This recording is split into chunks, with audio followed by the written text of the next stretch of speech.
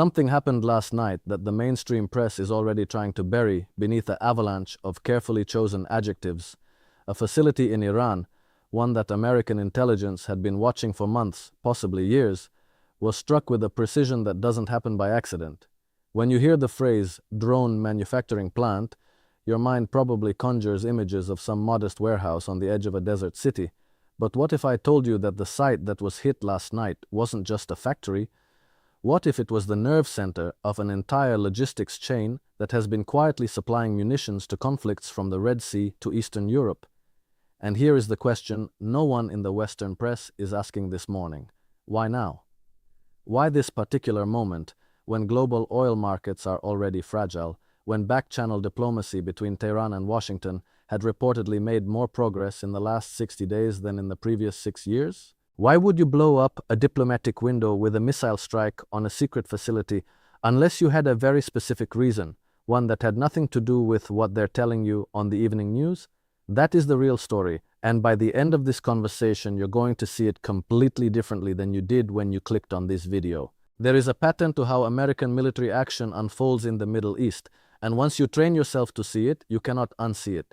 It doesn't begin with bombs, it begins with language. It begins with a quiet but deliberate shift in the vocabulary used by think tanks, then picked up by journalists, then echoed by officials, until a narrative becomes so dense and so self-referential that it feels like reality itself.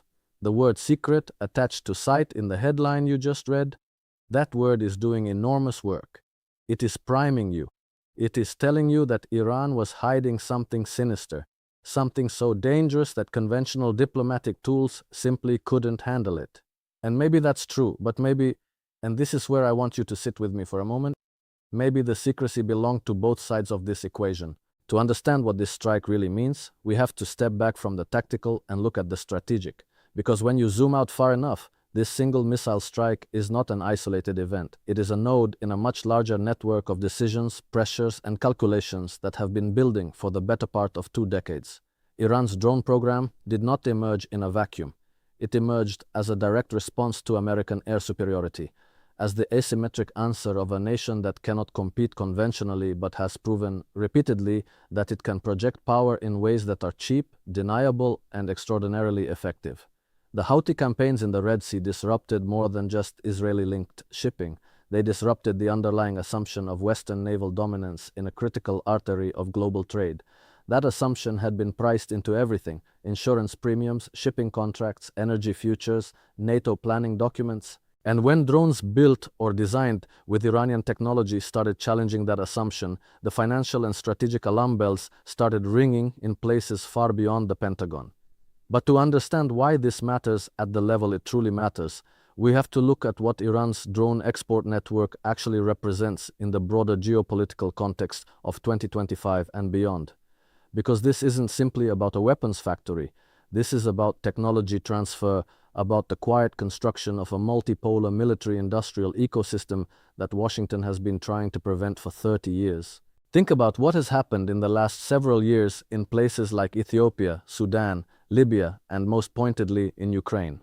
Iranian-designed or Iranian-supplied drone systems have shown up in conflict zones with a consistency that suggests not opportunistic arms dealing, but a deliberate, state-level strategy of capability distribution. When Russia began deploying Shahed series drones against Ukrainian infrastructure, the Western response was predictably outraged. But the outrage was also tinged with something else, something closer to alarm. Because those drones worked. They weren't perfect, but they were good enough, they were cheap enough, and they were produced in enough volume to strain air defense systems that NATO had spent billions developing. And now you have to ask yourself the uncomfortable question. If Iran can produce that kind of capability, and if Iran is willing to share or transfer that capability, who else is receiving it? That is the question that kept certain people in certain offices in Washington, Tel Aviv, and Riyadh awake at night. And that is the question that, I would argue, this missile strike was designed to answer, not by investigation, but by elimination. Here is the critical realization I want to plant right now, because we are going to come back to it in a few minutes. This strike may have destroyed a building, but it almost certainly did not destroy the knowledge, the supply chains, or the relationships that made that building matter. And that gap between what was destroyed and what wasn't, is where the real consequences of last night are going to unfold in the months ahead. Stay with me, because when we get there, what you're going to see will reframe everything you think you know about American strategic power in the 21st century. Let's talk about the timing, because timing in geopolitics is never innocent. We are living in a moment of extraordinary diplomatic flux. The Abraham Accords, for all their genuine significance, created a new geometry in the Middle East that has been quietly straining at the seams since October 2023. The relationship between Saudi Arabia and the United States, which was supposed to be the crown jewel of regional realignment, has grown complicated in ways that Washington's public messaging refuses to acknowledge. Riyadh has been buying Chinese weapon systems, deepening its relationship with Beijing through the Shanghai Cooperation Organization framework, and most provocatively, exploring the possibility of conducting some portion of its oil trade in currencies other than the dollar. None of these moves happened in a vacuum either. They happened because Saudi leadership, specifically the generation around Mohammed bin Salman, made a cold calculation that American security guarantees were no longer as reliable as they once were, and that the multipolar world emerging around them required a multipolar hedging strategy. Iran sits at the center of this calculation in a way that most American analysts are unwilling to fully acknowledge, because Tehran, for all of its genuine ideological hostility to the existing American order, has also been quietly integrating itself into the alternative economic and security architecture that China and Russia have been building. Iran joined the Shanghai Cooperation Organization. Iran was incorporated into the BRICS framework. Iran has been negotiating trade and energy agreements with China that bypass dollar-denominated systems entirely. And Iran's drone technology, the very technology that this strike targeted, was becoming a kind of hard currency in those relationships, a chip that Tehran could trade for economic integration, diplomatic cover, and long-term strategic relevance. So when you destroy a drone manufacturing plant in Iran, you are not just destroying military hardware. You are trying to devalue that chip. You are sending a message to every partner in that alternative architecture that American hard power can still reach inside the system and extract a cost. But here is where the chessboard metaphor becomes essential, and I want you to really think about this. On a chessboard, every move has a response. You cannot take a piece without your opponent recalculating their entire position. The question that no mainstream commentator is asking this morning is, what does Iran's recalculation look like after last night? And more importantly, what does China's recalculation look like? Because Beijing has been watching this very carefully. Every time the United States uses force in the Middle East, every time a secret site gets a missile through its roof, China's leadership draws a data point. They are mapping American willingness to use force, American intelligence capabilities, American target selection logic. They are studying the pattern not to replicate it, but to counter it.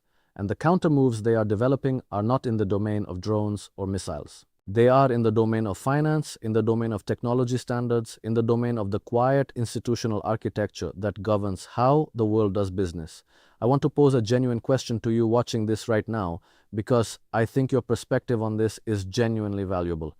Do you believe that American military strikes in the Middle East are making the region more stable or less stable over a 20-year timeline?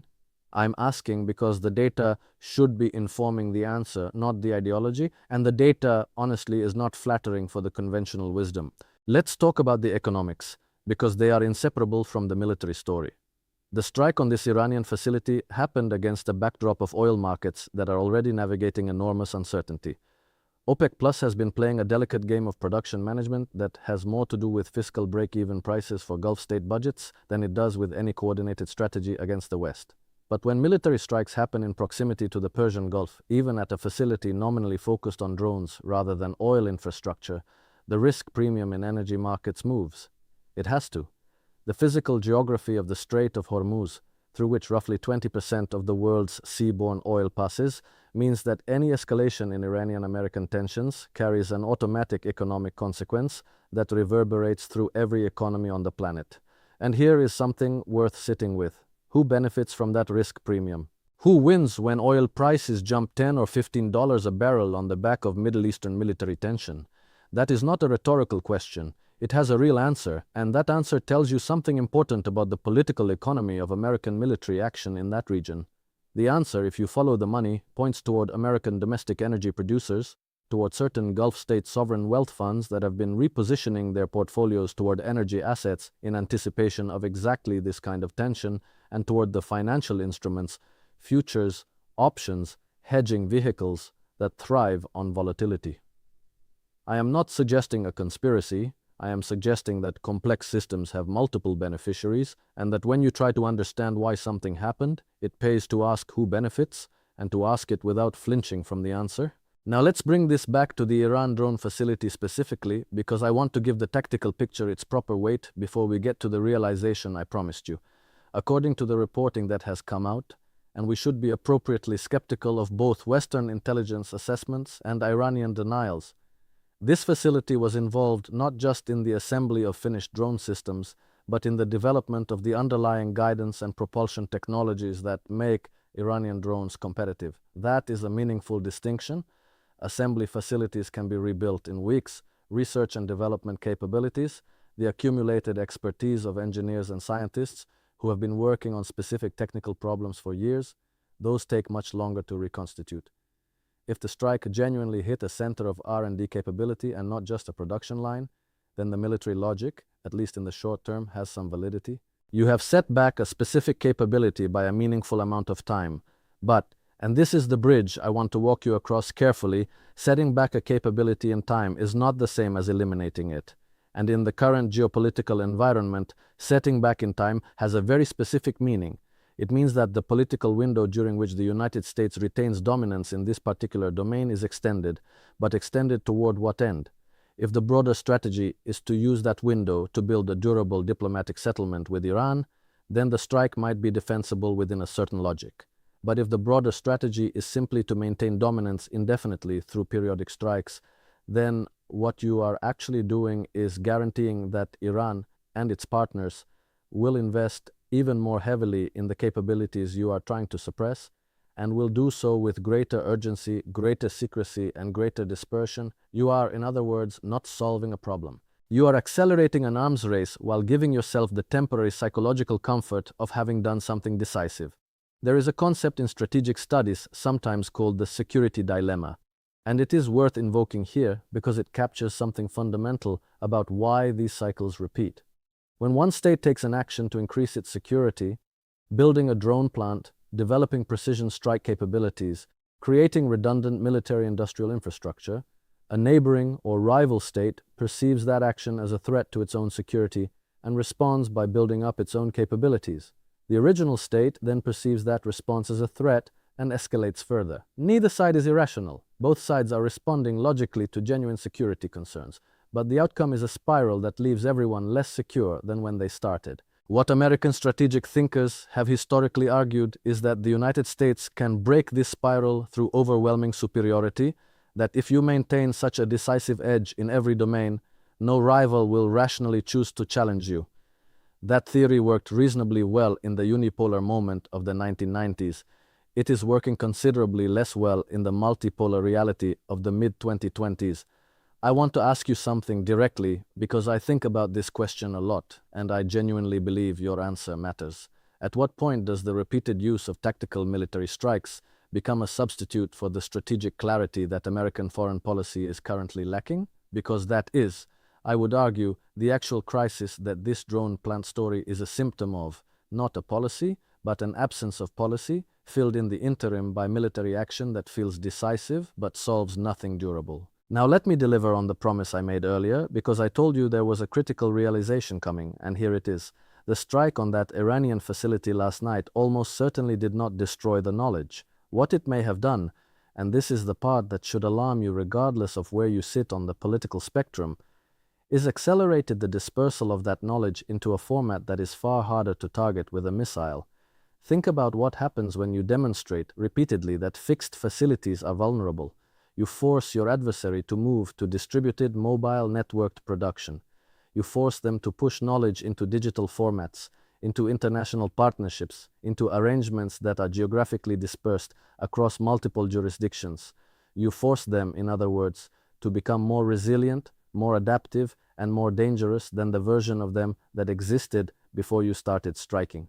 The fixed drone plant that was hit last night was, in a very real sense, a vulnerability in Iran's production ecosystem, And American missiles just removed that vulnerability by forcing its replacement with something more sophisticated. This is the pattern that history keeps showing us, and it is the pattern that the people who benefit from perpetual conflict have every incentive to ignore. The Taliban came back. ISIS metastasized from the ruins of Al-Qaeda in Iraq. Every time Western military action destroyed a fixed center of gravity in a non-state or semi-state adversary's network, the adversary adapted and came back in a more distributed, more resilient form. Iran is not a non-state actor.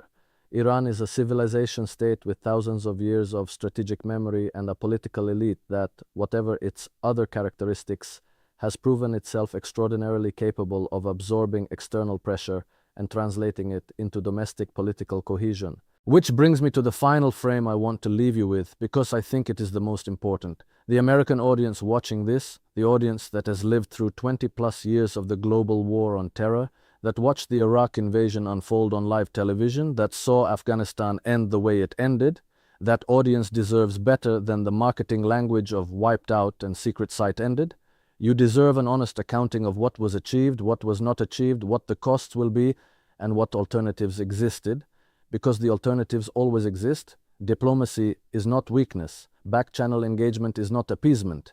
The nuclear deal that was negotiated in 2015, whatever its imperfections, and it had real imperfections, represented a genuine moment where coercive leverage was translated into a diplomatic framework. That framework was abandoned, and the result has been exactly what any serious strategic analyst predicted: an accelerated Iranian nuclear and conventional military program, deeper integration into the Chinese and Russian orbit, and a regional environment that is more volatile, more militarized, and more resistant to American influence than it was a decade ago. None of that means American security concerns about Iranian capabilities are illegitimate. They are not.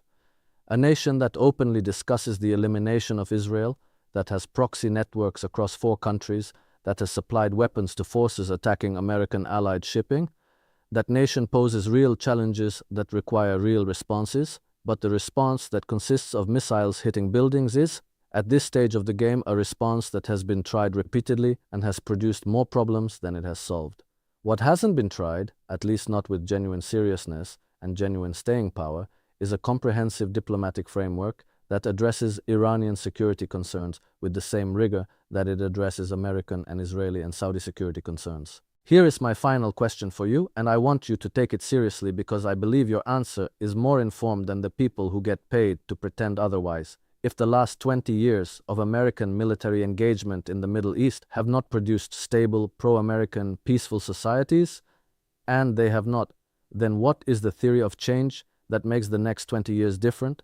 What changes, specifically, if the approach doesn't change? And if nothing changes, then who is this policy actually serving? Think about that. Leave your answer below, because the most important conversations happening right now are not happening in the mainstream press. They are happening in comment sections like this one, where people who have actually been paying attention are starting to compare notes and realize that the picture they've been given is missing more pieces than it contains.